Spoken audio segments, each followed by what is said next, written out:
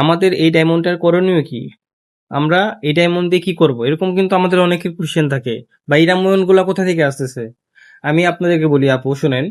আপনি যখন লাইভে যান, লাইভে যাওয়ার পর আপনার বোর্ডে কিন্তু অনেক সেলে ইউজার আসে। সেলে ইউজার আসার পর কিন্তু তারা গেম খেলে। তারা এই যে যে গেম খেলতেছে, গেম খেলে যদি তারা জিতে, তাহলে ওখান থেকে আপনি কিছু পার্সেন্টেজ ডায়মন্ড পান। ওকে, তো এখন এই ডায়মন্ড গুলোতে আপনি কি করবেন?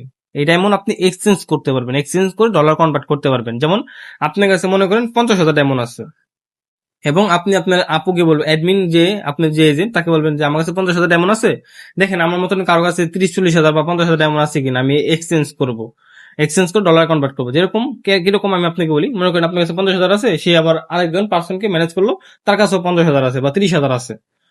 তো তখন আপনি 50,000-এর মধ্যে কিছু একটা গিফট আপনি তাকে দিয়ে দিলেন, সে আবার আপনাকে 50,000-এর মধ্যে কোনো একটা ডায়মন্ড, কোনো একটা গিফট আপনাকে দিয়ে দিল। এটা কিন্তু ডলার কনভার্ট হয়ে গেল। আপনি তাকে দিলেন, সেও আপনাকে দিল, ডলার কনভার্ট হলো। যেমন আমি আপনাকে একটা উদাহরণ দিই, মনে করেন আপনি কোনো একটা ইউজার আপু মনে করেন একটা ম্যানেজ করলো, ম্যানেজ করে আপনাকে দিল, দিয়ে আইডি নাম্বার দিল, যে ওনাকে ফলো দিয়ে উনি লাইভ আছে, ওনাকে একটা গিফট করেন, মনে করেন ওনার আইডি নাম্বারটাই দিল মনে করেন। বা আপনি কারোর সাথে কনভিন্স করে নিলেন, যে বা ইয়াপুর সাথে মনে করেন আপনি কনভিন্স করে নিলেন গিফট করার জন্য, এক্সচেঞ্জ করার জন্য, মনে করেন আপনার কাছে 50,000 ডায়মন্ড আছে, তাহলে আপনি এক্সচেঞ্জ, ওই অ্যাপের কাছে 50,000 আছে, তো আপনি কি করবেন, এই যে গিফট অপশনে ক্লিক করবেন। গিফট অপশনে ক্লিক করার পর এখানে দেখবেন হলো, এই দেখেন এই যে গিফট আছে, 69,000 ডায়মন্ডে গিফট আছে, 29,000 ডায়মন্ডে গিফট আছে, একটা 1 লাখ ডায়মন্ড যদি থাকে, তাহলে আপনি ফ্লাই এক্সচেঞ্জ করবেন।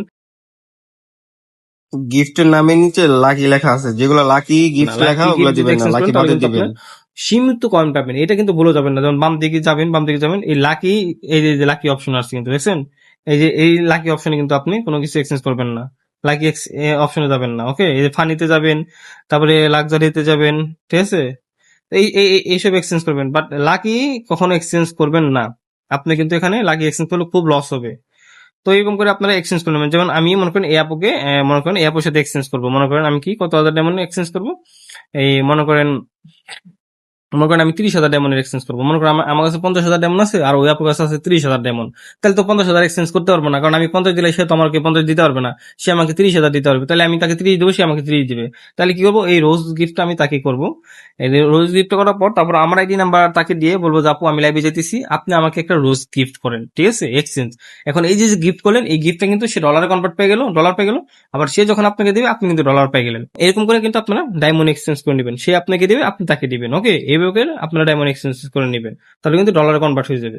আমি আশাবাদী আপনাদেরকে বুঝাতে পারছি। আবার আরেকটা জিনিস দেখাই দিই, এই যেখানে দেখা আছে কি দেখেন, এই যে যে অপশনটা আছে, যে এই ডায়মন্ডের যে অপশনটা, এটা এই যে এখানে কি ঢুকলে দেখবেন, এখানে কিন্তু আপনাদের কোম্পানি থেকে কিছু কিছু বোনাস দেয়। আপনি যে এই বোনাস দেয়, যেমন এই যে এগুলা বোনাস, এগুলো ক্লেম করবেন, বুঝছেন। যেমন এই যে ডায়মন্ড আমাকে দিবে,